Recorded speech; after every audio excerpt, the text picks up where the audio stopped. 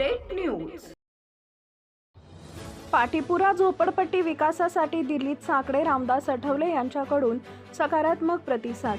Doctor Babasaheb Ambedkar Nagar पाटीपुरा येथील अनेक वर्षांपासून प्रलंबित असलेल्या झोपडपट्टी विकासाच्या कामांसाठी आणि नागरिकांना मालकी हक्क मिळवून देण्यासाठी केंद्रीय राज्यमंत्री नामदार रामदासजी आठवले यांना दिल्लीतील शास्त्री भवन इथं निवेदन देण्यात आले। सामाजिक कार्यकर्ते ॲडव्होकेट राहुल पाटील, अक्षय खोब्रागडे, सम्यक शेलारे आणि शैलेश तागडे यांनी नवनीतजी महाजन यांना माध्यमातून ही भेट दिली आहे। यावेळी आठवले साहेबांनी व्यस्त वेळापत्रकातून वेळ काढून कार्यकर्त्यांशी अतिशय आपुलकीने चर्चा केली।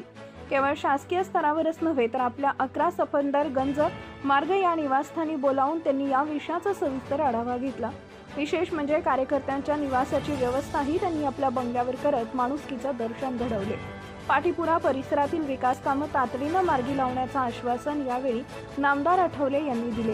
प्रमुख उपस्थिती ॲडव्होकेट राहुल पाटील, अक्षय खोब्रागडे, सम्यक शेलारे, शैलेश तागडे, नवनीतजी महाजन मार्गदर्शक।